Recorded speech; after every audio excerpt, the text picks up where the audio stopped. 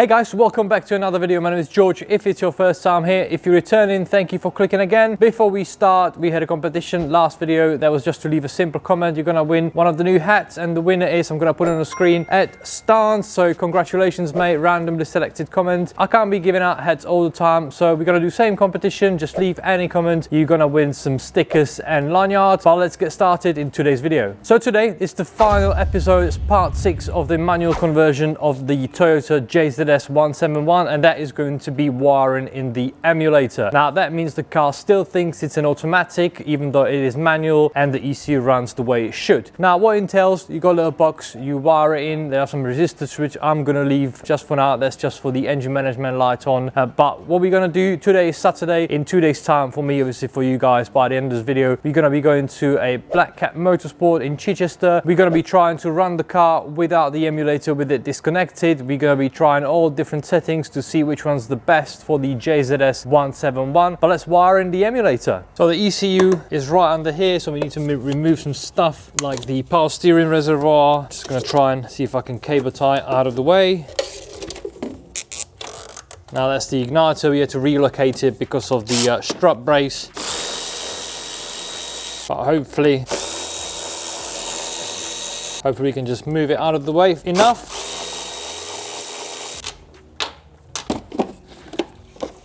Okay, that's perfect. So that is the ECU, that is part of the immobilizer there. So first thing I always do is to cut all this tape off so we have a little bit more room to play with. So just do that quick now. Okay, so we're gonna get rid of some of the tape, carefully cut it off, whatever way you want to do it. Now I do get a lot of messages on social media about wiring in the emulator, mainly on the IS300s. Now on the IS300s, you obviously got a English wiring diagram available online, as well as the plugs they correspond. So the IS300, you've got A, B, C, D, E. On the JZS 171, there isn't a English diagram, as well as the plugs are kind of backwards. I think it's A, B, this is D, I believe this is C, so it doesn't really make sense. So you've really got to be careful with the JZS 171. You can use a JZX 100, which is quite similar, just some extra wires on this chassis, but it's not that bad. It's a lot easier than you think. It looks quite daunting, but I'm sure that's something you can do yourself. So let me just get rid of this tape quick, and then we can start tracing some of the wires.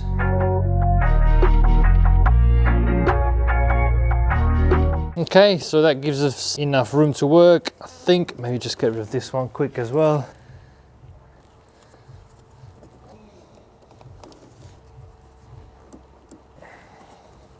All right, let's dig out the wiring diagram. So this is the emulator, not very substantial. This one is sold by Phoenix Management in the UK. I know in the States it's available by Serial 9. Now, as far as I'm aware, it's all made by the same company. I'm sure you can get them in Australia, Russia, etc. It's not very substantial, as I said. It's quite small. We've got about 12 wires coming from there. Now, if I were to show you how to do exactly step by step, first of all, I don't think it would be super useful because this is the JZS 171 and it's quite different to the other cars like the IS300.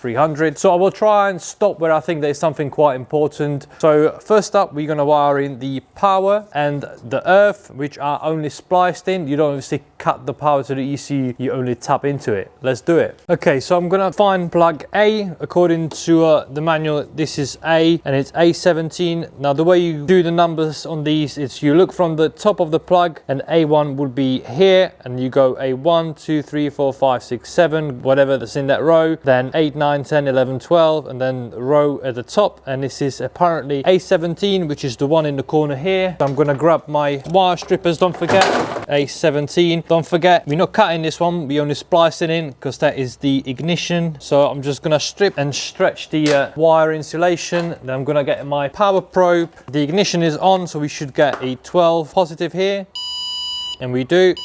Now let's turn the ignition off, and we got nothing.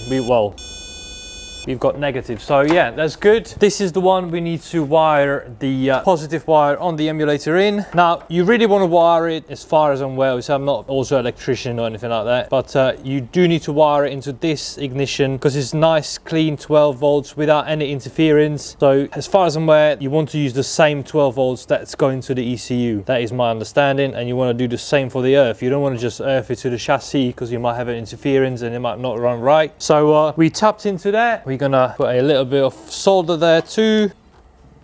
or not. Maybe if I turn the electrical plug on, it will work. Okay, so now I've actually turned the soldering iron on. Maybe you can put some solder in there. Okay, that will do. Now, I obviously tapped in there. I haven't cut the wire, so I can't put a heat ring on there. So I'm just going to put some insulation tape in. Okay, now we need to find the earth, which apparently is in plug B, which funny enough isn't after A. It's this plug here, and it is B17. You can kind of tell it's earth because it's a little bit thicker. So we're gonna open up the insulation, expose the wire, and that will be it. So we found the earth. Okay, do the same again. I know it's a little bit boring. It's obviously for people that might actually do this in the future. So, but yeah, thank you for watching anyway. So we got it all wired in. So theoretically, if I now turn the ignition on, we should have a little light flashing somewhere. Let's have a look. Yep, not if you can see on the camera, a little flashing light right there. Okay, so that's that. And for the rest of the exercise, we don't need to test anything. We just need to trust the wiring diagram. So I'm gonna disconnect the battery just to be on the safe side.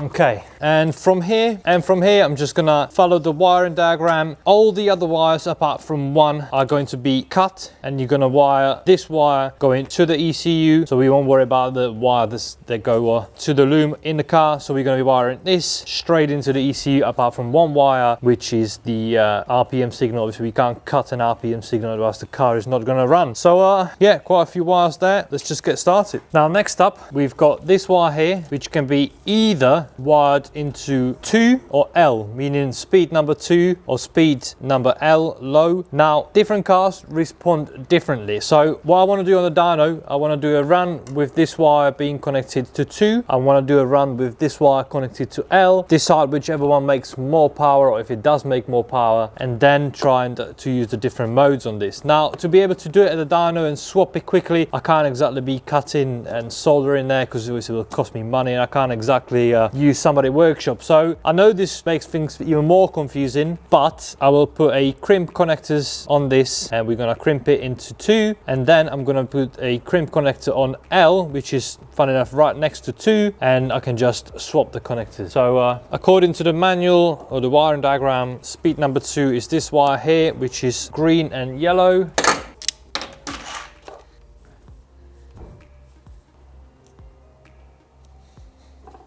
Okay, so I'm going to put a little crimp connector on this. That's that. I'm going to put one onto the wire next to it, which is the L.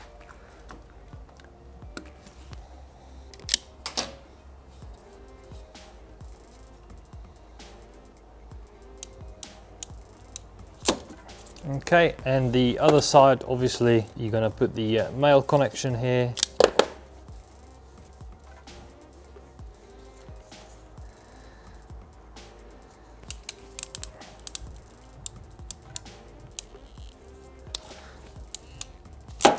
Okay, we're going to plug it into speed 2 for now.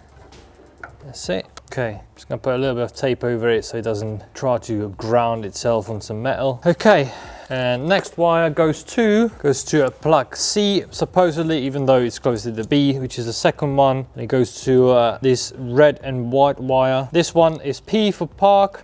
So there's no need to disconnect it, so I'm just going to solder this in. Some heat shrink on there.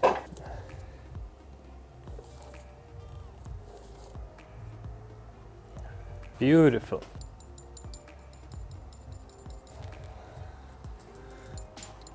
Okay, so we just keep going, following the diagram.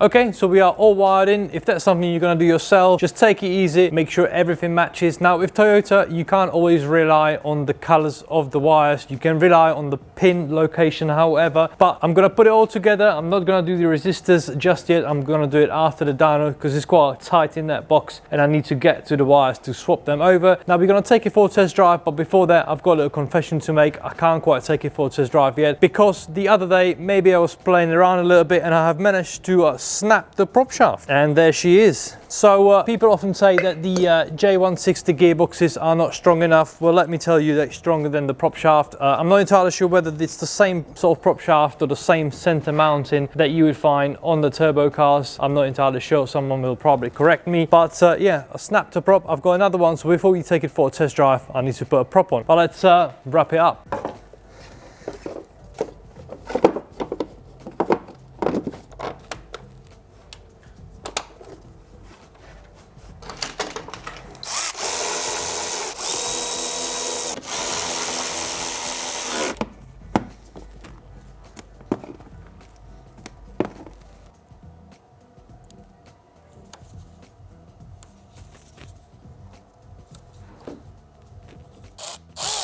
Okay, let's put it up in the air, put the prop shaft on.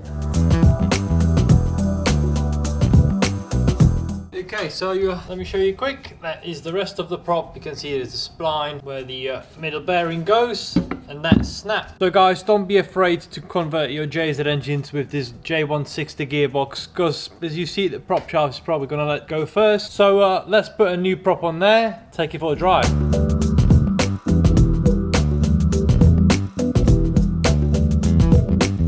So that is the prop shaft, that's the spline, that's sheet off. Now let's put the new one on, take it for a drive.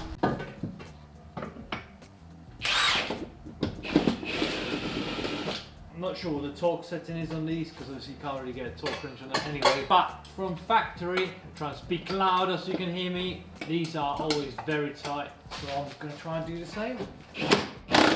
Okay, let's fill it up with oil.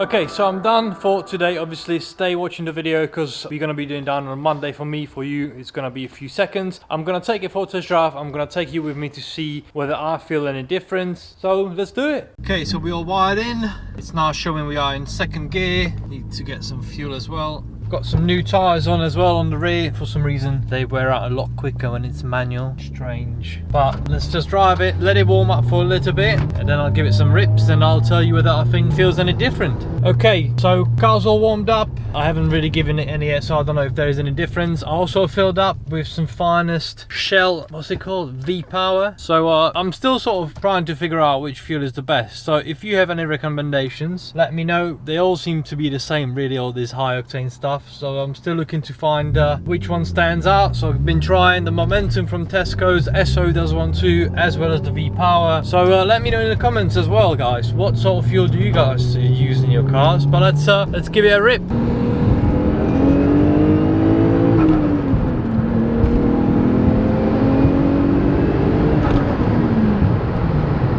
Can't feel much of a difference. It does seem a bit more consistent, if that makes sense. Let's give it some more rips down the road. Okay, so I'm right on the boost.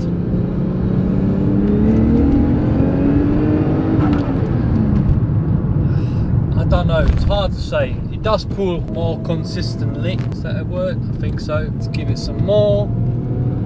Second gear.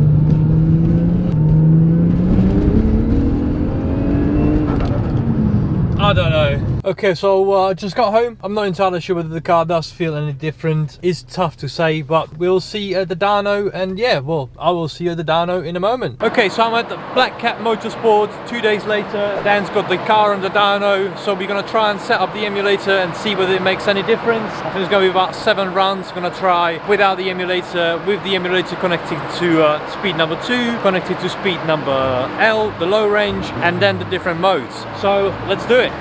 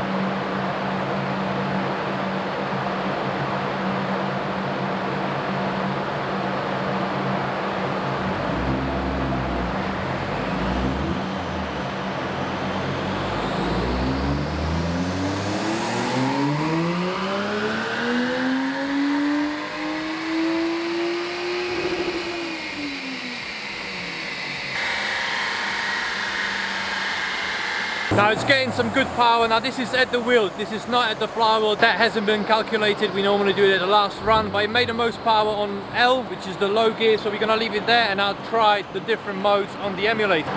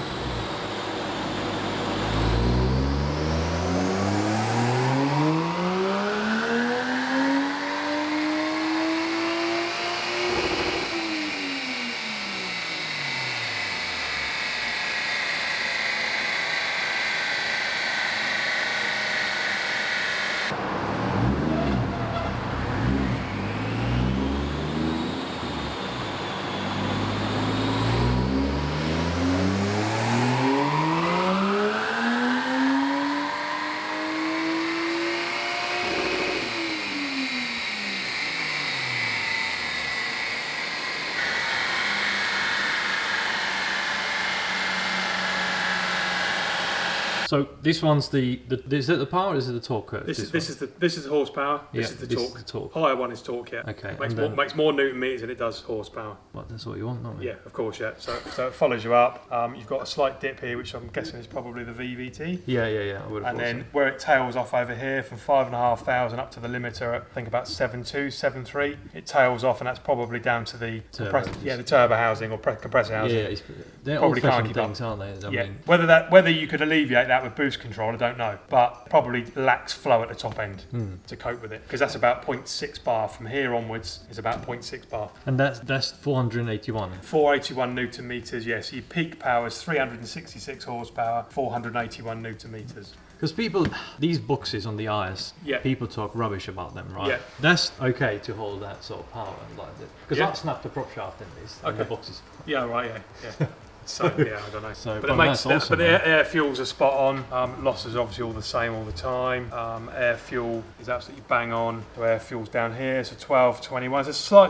It's about right, but it's slightly richer past 5,000 I would like. Yeah. But it's safe. Could you? I know it's probably a bit too much to change it. Could you change it to lambda rather than AFR or not? Well, that's lambda. That is lambda. Yeah, but I meant like the. Oh, lambda 1, you mean? Yeah. No, that's all right, don't worry. Yeah, so it's probably about 0.87 lambda. Okay. Or, yeah. That's all right. Yeah, but AFR's stoichiometrics 14.7. So it was 7, yeah. Yeah, so we tune MX5s to cruise stuff to cruise around about 14, 5, 15 under full throttle. About bar of boost, they make about 12 to 12.5 AFR. Yeah, so that's right. Yeah. Nice and safe. That's what a factory AFR will be as well. Really? Okay. Yeah. So yeah, these ECU are really quite smart, I think. Yeah. You know, considering you just burn it through hell. Yeah, but it makes good power. It makes really good power. Awesome. She's heavy though, that's the thing. Be interesting to see if that is caused by the VVT, whether that is where it's changing over. Yeah, I'm about 3, I would say so, but it could be that the solenoid is getting a bit old. Right. So it doesn't. So you shouldn't really have that dip. You should just go on rather than go down and on. If that makes Right. sense. Okay. You know what Yeah. I would have thought. You normally find there is a dip. Okay. On anything, even if it's a twin turbo modern engine or anything, you'll find there's a dip. Even cam timing changing over. I mean, look at VTEX for example. You know, and they take off. Okay, awesome, man. All right. Awesome. Okay, guys, well, thank you for watching. That was part 6 of the manual conversion. We are done with the car now, well, at least the manual part of it. I'm gonna leave the emulator in mode 5, and it is gonna be connected in the L, in the low speed. So, yeah, awesome. Thank you for watching, guys. Thank you for following the series. If you like the channel and it's your first time here, please do subscribe. If you're returning, hit the like button. I've got some merch as well to help the channel, and I will see you guys hopefully soon. Bye.